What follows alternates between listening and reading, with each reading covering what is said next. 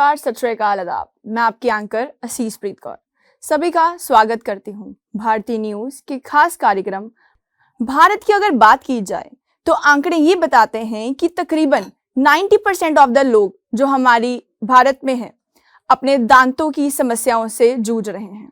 इन्हीं सब चीज़ों की और जानकारी पाने के लिए आज हम स्वागत करते हैं हमारे चैनल में डॉक्टर कमल अग्रवाल जी। नमस्कार सर, आपका बहुत बहुत स्वागत है। He is senior implantologist in MAMC Delhi. Sir, आज हम आपसे दांतों के बारे में, इम्प्लांटेशन के बारे में पूछेंगे। तो मेरा पहला सवाल ये है कि जब आपके पास कोई पेशेंट आता है तो आप जब उनको बोलते हैं कि आपके दांतों में ये प्रॉब्लम है एंड आपको इम्प्लांटेशन की जरूरत है, so how do you explain that? मान लीजिए कि कोई किसी पेशेंट का कोई दांत मिसिंग है या कोई दांत टूटा हुआ है एंड ही वांट्स कि उनके वो दांत लग जाए, either because of the cosmetic purposes और या फिर पेशेंट खा नहीं पा रहा है। तो हम क्या करते हैं कि उसमें इम्प्लांट्स करते हैं। एंड इम्प्लांट आपका कोई भी मिसिंग टीथ हो, तो कोई भी अगर कोई दांत नहीं है तो हम वो उसकी जगह एक नया दांत लगा सकते हैं जो कि आपके नेचुरल दांत जैसा ही या उससे अच्छा ही काम करता है। बट इट डिपेंड्स कि आपकी बोन की क्वालिटी कैसी है उस एरिया में और आप कितना जल्दी डेंटिस्ट के पास जाते हैं और कितना जल्दी ये कराते हैं। तो इसका जो सक्सेस रेट है वो उस पर डिपेंड करता है कि आपकी दांतों की क्वालिटी कैसी है। ये बिल्कुल भी पेनफुल नहीं है। हम जब भी कोई इम्प्लांट करते हैं तो हम पहले एक लोकल एनेस्थीसिया देते हैं, थोड़ा सा सुन करके करते हैं। तो इसमें जो सुन करने का है जरा सा बस वही है, और वो भी हम काफ़ी अच्छी निडल्स और काफ़ी बारीक निडल्स यूज़ करते हैं जिसमें बिल्कुल भी पेन नहीं होता। इट इज़ एब्सोल्युटली पेनलेस, आपको कुछ भी नहीं पता लगता, और it is hardly about half an hour procedure for one implant. तो बिल्कुल भी दर्द नहीं होता इसमें, आप बिल्कुल स्ट्रेस फ्री रहिए कि ये दर्द होता है, इसमें कोई दर्द नहीं होता। तो सर, मतलब जैसे ये एक इम्प्लांटेशन है तो कोई बाहर की चीज हमारे दांत में जा रही है, सो इसके एडवांटेजेस डिसएडवांटेजेस क्या होते हैं? जैसे मान लीजिए कि जब हम इम्प्लांट दांत को लगाने के 3 तरीके होते हैं। एक तो होता है कि लगने हटने वाले दांत हम लगाएं, तो उसमें हम जो गम्स हैं उनका सपोर्ट लेते हैं, ठीक है। तो वो जो दांत है वो हिलते डुलते रहते हैं और पेशेंट डोंट लाइक देम। सबको चाहिए कि दांत फिक्स हो। अगर दांत हिल रहा है आपका मान लीजिए फ्रंट का दांत है और वो बात करते टाइम बाहर आ गया तो वो काफ़ी एक ऑकवर्ड सिचुएशन हो जाती है। तो हम फिक्स टाइप, हर कोई फिक्स टाइप के दांत ही लगवाना चाहते हैं। दूसरा जो फिक्स टाइप का दांत लगवाने का ऑप्शन होता है वो होता है कि हम साइड वाले 2 दांतों को कट कर दें और बीच वाला दांत एक रिप्लेस कर दें। तो उससे प्रॉब्लम क्या आती है कि हम जो साइड के 2 दांत हैं, जो हेल्दी टूथ हैं, उनको हम काट रहे हैं।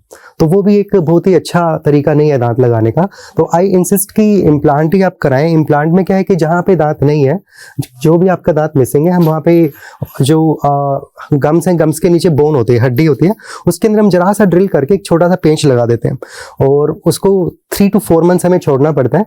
और जब वो अच्छे से वो जो स्क्रू है वो हड्डी से जुड़ जाता है तो उसके बाद हम दांत लगा सकते हैं। तो this is one of the best method to replace a teeth. सबसे ज़्यादा फायदा है कि ये हिलता डुलता नहीं है, नेचुरल टूथ से भी ज़्यादा काम करता है, इसमें कीड़ा नहीं लगता, इसमें ये टूटता नहीं है। और जब मान लो कि हमें कभी रिप्लेस भी करना है, आपको उसका कलर पसंद नहीं आया या साइड वाले दांत फ्यूचर में जाके लगवाने हैं आपको, तो वो दूसरे दांतों को भी सपोर्ट कर सकता है अगर हम एक एक्स्ट्रा दांत साइड इम्प्लांट साइड में लगा देते हैं। तो इसका फायदा बहुत ज़्यादा है, कॉस्ट इफेक्टिवनेस है, जितना आप स्पेंड करते हैं उससे ज़्यादा आपको मिलता है। और जो इसका एक नुकसान है वो ये है कि 3 to 4 मंथ्स आपको वेट करना पड़ता है। जब हम एक पेंच लगाते हैं तो उसकी हीलिंग के लिए हमें थोड़ा सा टाइम देना होता है। तो दैट्स द ओनली ड्रॉबैक कि आपको 3-4 मंथ्स के लिए वेट करना पड़ता है, और otherwise it's the best method to replace a teeth. तो सर, मतलब जैसे ये एक आर्टिफिशियल चीज है तो इसकी एक्सपायरी डेट भी कुछ ना कुछ होती होगी। मैम क्या होता है कि जो भी बॉडी में हमारा बोन है, बोन के कंपैटिबल मेटल्स ही हम लोग बॉडी में यूज़ कर सकते हैं। जैसे नी रिप्लेसमेंट या शोल्डर वगैरह, जो भी बॉडी में हमारी बोन के साथ कोई भी चीज़ अगर डाली जाती है तो मेनली टाइटेनियम या उसके अलॉयज़ की बनाई जाती है। तो it is a body friendly material. It has been seen कि हमारी बोन जो है, जो हमारी हड्डी है शरीर की, वो टाइटेनियम के ऊपर ही हड्डी बना देती है दोबारा। तो titanium is like a bone only for the bone, ठीक है। हड्डी के ऊपर ही, मतलब टाइटेनियम के ऊपर ही नई बोन बन जाती है। तो इसी कॉन्सेप्ट का हम यूज़ करते हैं इम्प्लांट लगाने में। वी फिक्स ए स्क्रू, उस स्क्रू के ऊपर दोबारा हड्डी बन जाती है साइड से, तो वो स्क्रू बिल्कुल फिक्स हो जाता है। तो उसके ऊपर ही हम लोग दांत बना सकते हैं।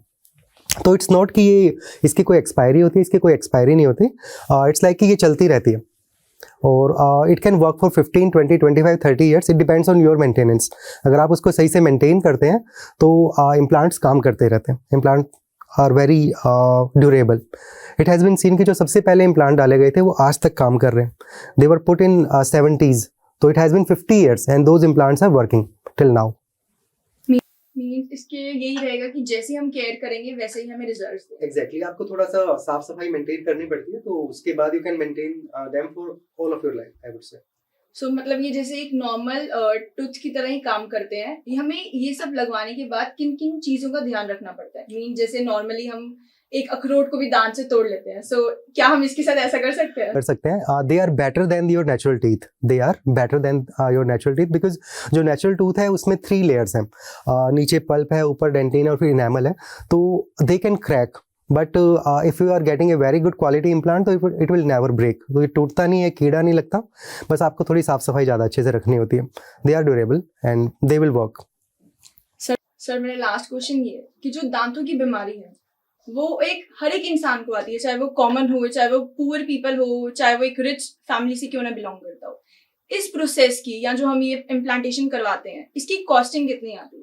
क्योंकि हर कोई अफोर्ड नहीं कर सकता। I would say कि dental implants are a bit costly, right? But they have a very good cost effectiveness. Cost effectiveness का मतलब ये हुआ कि जब आप कोई लगने हटने वाला दांत लगवाते हैं तो वो तकरीबन 2 से 3 हज़ार का लगता है, अगर मैं सिंगल दांत की बात करता हूँ।